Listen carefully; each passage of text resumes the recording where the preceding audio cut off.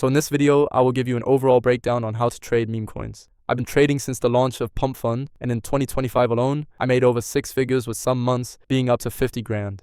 I had ups and downs in my journey, and I do believe I have some experience to share. I will just assume you're a complete beginner because this video is for those who are just starting out, but even if you have some experience, it's still worth watching. So first of all, I would start from Twitter. I assume you know nothing about meme coins, so the best way for you to learn about Memecoins, about the current trends, current topics, what's currently happening in the market, everything like this, it's only via Twitter. So in order to have good knowledge, you have to first have Twitter algorithm the right way. And having a good algorithm means following the right people. So you always get the news, you always get the current trending stuff, the current information and things like this. You should actually be spending all of your time on Twitter first when you start because you have to learn a lot. And there is no better place to learn than from Twitter. Just spend as much time as you can until you start to understand what's happening with meme coins and stuff like this. So Twitter can also be a good source of finding tokens. For example, when you just scroll randomly on Twitter and you see some big influencer pushing a coin. So if you see this tweet early, you can try look up a token. If you actually know the influencer, if you know they are not scamming the audience, they are trustworthy and have a good reputation and shit like this. But if you ever try this way, you have to be really early, like in the first 10 minutes after the tweet is live, because otherwise the price goes up high. You can make money on this, but again, you have to search for good influencers with a big audience and that are trustworthy. And I also recommend you to check the following page regularly. It will have tweets from people you follow, and you should actually follow the right people that bring you information, not only the people who just post some shit, you know? Okay, now let's move to Axiom. So let's now move to trading. There is currently many platforms, but I recommend to stick with Axiom. It has the most features, and it constantly receives new updates, so I would definitely recommend you to start with Axiom. But it's actually not very important because it's all about your skill. So if you have a good skill, you will be able to trade on Photon, on Terminal, on Axiom, and on any other platform, basically. So we are currently at Axiom page, right? So all tokens are separated into 3 categories: new pairs, final, and also migrated. Okay, so imagine you just set up you have everything ready, right? You topped up, you have some SOL, 1, 2, 3, it doesn't matter. So what is next? There's so many things you can control, but let's start from filters. So filters basically help you to filter out the tokens, help you to filter out the noise. So good tokens from other tokens. Right now I don't have any filters set up, but as you can see, there is a bunch of things we can change, a bunch of things you can set up. If you don't know where to start, I recommend you to go and click on this button. So it will apply the recommended settings, and you can start from these recommended settings, starting with the protocols. I don't select any of this shit. I usually leave only Pump because everything actually happens on Pump, and everything else just brings a lot of noise. But you can try to select Mayhem, Bags, Bonk, and maybe Radium with Meteora. Anything else is too much. Radium and Meteora for beginners, not recommended. It's like more professional area, I would say, because it's very easy to...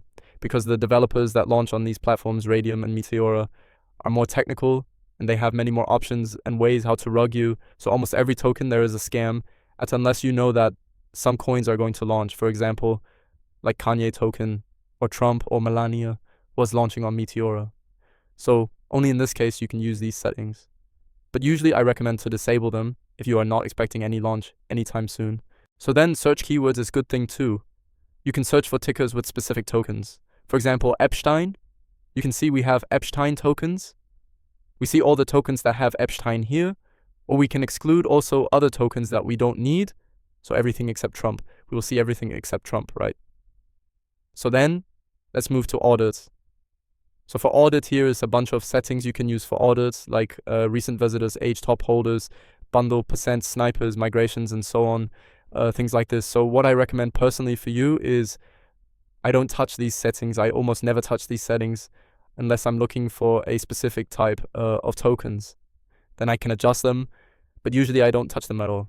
So metrics like liquidity, volume, market cap, global fees, things like this. So here as well, I never touch these bottom settings, but I can sometimes adjust the volume because you can see there is some tokens with very small amount of volume. For example, these tokens, and when you just click on these tokens, there is usually nothing happens. So I put at least $250 sometimes, but usually $500 is okay for new pairs.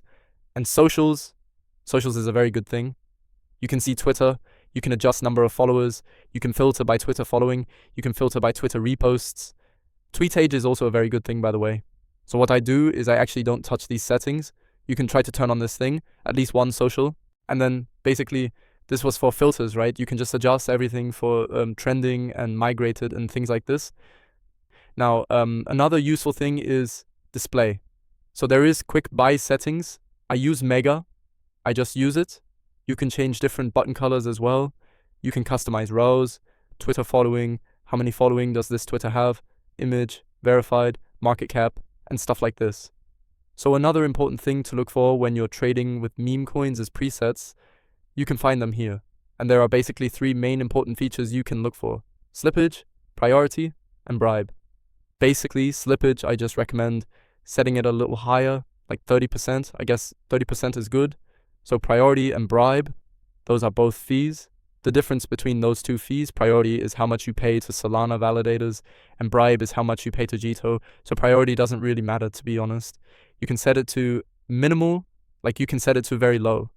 But bribe is actually very important. So the higher the bribe fee is, the faster your transaction will be. So if you can afford, or actually if you need to land your transaction faster, I recommend setting the bribe fee higher. But 0.01 is actually quite solid. Even if you set it to like 0.002, it's still very fast, so you won't see much difference. You can just try to use auto fee if you want. It will automatically check the congestion of the network, and then it will select the fees. But I don't recommend it. I actually use fixed fee values, so it's okay for me. Then also, MEV protection is actually important, so I recommend setting it to reduced. You should know that when you set it to off, it's usually faster, and when you set it to secure, it's slower, but you don't get fucked. So the good balance is at reduced. It's still fast, and you still have some protection, especially if you trade with big amounts like 3, 10, 20 SOL. Then I recommend setting it to reduced or secure in this case. The same for sell settings. You can set them as you want, but usually those are good. Another important thing is trackers, especially wallet trackers, but we'll talk about them later.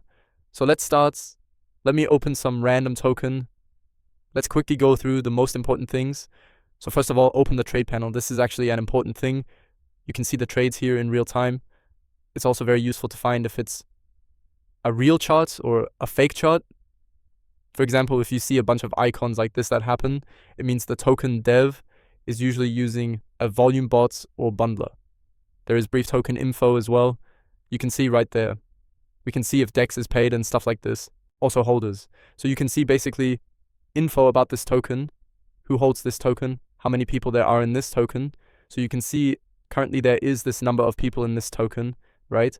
Also top traders. You can see how many traders there are. You can see how many people are in the token, how much they made money, how much they lost money, and stuff like this. You can see the devs tokens as well, how many tokens there are previously launched. So if you look and find that icons, I can select them. You can see, this is what I was talking about, trackers. So this icon means an influencer on Twitter who bought this token. So I can just, for example, open his Twitter account and see his profile. I can also immediately see how much they made, how much money they have, PNL calendar. You can see how much he's making money and stuff like this. So what I was talking about with trackers is that you can go there. For example, let's copy this wallet. Just grab the wallet. We can add him to the trackers, right? Just call him somehow. So you can see the wallet. We can immediately find what he is buying, what he sold in his history, right? How much money he made, how much money he lost. We can see everything. Activity, when. Also, we also receive the notifications when the wallet buys some tokens and stuff like this. So it's very useful if you track wallets, but it's also important for you to track the right wallets, the profitable wallets, because you don't want to track everybody. You just have to track the people who make money. We can see the live trades that the person made. We can see everything basically about their trades. We can track all the trades that this wallet does. Absolutely easy. Now I just want to talk with you about your trading strategy and the mindset overall. So it's very different for everybody. How do you approach trading? What's your portfolio? What's your Solana balance? Everything. Everybody has different buy amounts, different sell strategies, different trading strategies overall. But the most important thing, you have to understand the psychology behind the token, behind the chart. For example, this random token. So I open it, and I'm just trying to understand what the dev does here. I'm just trying to understand what he was trying to do here. And it's actually very important because it's like a chess game, to be honest. Meme coins are basically skill-based gambling, right? Because there are so many things that you can't control and so many variables here. For example, you can try to track wallets, you can try to analyze and predict what the person is going to do, right? But you cannot be 100% sure in this. So it's kind of luck, but after amount of time, you start to have more and more of this luck because your skill is growing. So looking at this chart, I'm just trying to understand what is the dev trying to do, right? What's he trying to do with the token? How far he can push this? I'm just trying to get in his mind, basically. I'm trying to see his previous tokens. Were they successful? Were they not successful? How fast is he launching? Is he using any volume bot? Is he using anything really? Why I'm talking about this is because the dev is actually a very important part of the token. Basically, at the early stage, dev decides if the token is going up or down, and if it's a good dev, he can easily make his token go up. If it's a bad dev, it's probably going to rug you the next minute. I'm trying to look into transactions. Do we see any bots? Do we see any rug patterns? How many people are buying this token? Is there like any real people on this token? Is anybody talking about this token on Twitter? How many holders? Honestly, it's difficult to predict the price of token at early stage because it's super highly manipulated. But you just get better at this with time. You just have to be better at psychology. You have to be better at understanding humans. Now, there are different types of trading strategies. If you go here, for example, on Vision, you can see the top traders and how much they make. You just trying to analyze how they make their money. For example, Centered, I know he's streaming. He has many people following him. A majority of his money comes from farming people on new pairs. So let's look at this token. So what I can see is he buys it at a real low market cap and sells it instantly. So basically, how he makes his money is he knows that a lot of people are watching him right on stream right now.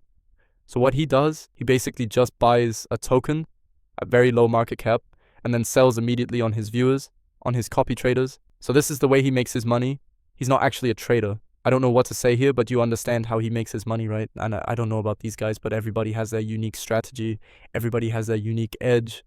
So you just have to analyze the trades. You just have to come up with your edge, with your unique strategy, and test it a lot. Another thing I can add is that you have to avoid overtrading.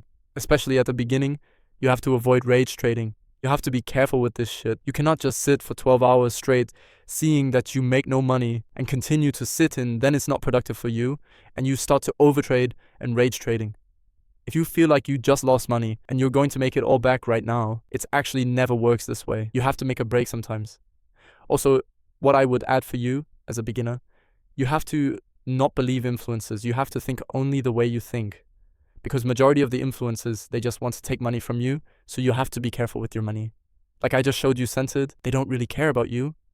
You have to be selective what influencers you follow, what do they say, what they promote. So this leads to another mistake that you have to avoid. Avoid copy trading. It might sound very lucrative for you, like you see the guy makes $1 million per month, $1 million, billion, $1 trillion per month, but when you try to copy trade him, you lose money. What's the problem? Like, let me show you again. Look, you never make money when copy trade someone on low caps. He buys at 5K roughly and sells at like 7K or something like this. If he buys at 5K, you will not be able to buy at 5K as well. You will buy at 7, at 8, 9, 10, even higher market cap. You cannot buy exactly at this price because when he buys, there are also many people who copy trade him and it moves the price a lot higher. So you cannot just buy at the same market cap as him. And also, you can never sell, when you try to sell, you can never sell like him at the same levels. Copy trading is overall not a profitable thing. You can't make money if you copy trade someone blindly. But it's still worth it to track their wallets, to just analyze what they're buying. If you see the wallets buy higher market caps, it might be worth looking into. It might be worth trying to copy trade him, but never do it on 7K market cap. And as I said, copy trading overall is not a very profitable strategy unless you really dedicate time and spend time analyzing wallets, then you can make it work. But still, it's also a strategy, right? Copy trading is also a strategy, like many people can use, but you have to be very careful with this. So that's basically it. And then I want to say that you have to lower your expectations. I know that everybody comes here to make $1 million out of nothing, but guys, be realistic. Yeah, you can make huge money in meme coins, but you have to dedicate your fully self to it. And you're probably going to waste your money first couple months. You're going to be unprofitable, that's for sure. Everybody went through this. Every top trader was unprofitable from the beginning, that's for sure. So you're probably going to lose your portfolio a couple of times before you actually can make money on this stuff. So I recommend you to start with the smallest amount possible for you. You can start as small as 0.1, just buy a very small amount and just see overall, are you profitable in percentage ratio or are you not profitable?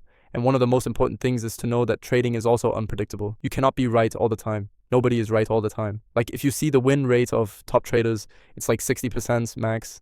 maximum 70 to 80%. 70% is considered a very high win rate. So your goal isn't to be right all the time. You're human, you can make mistakes sometimes. But your goal is to be profitable on average. You can sometimes lose money, you can sometimes have red days, but on average you have to be profitable. You have to be green. Otherwise, what's the purpose of trading?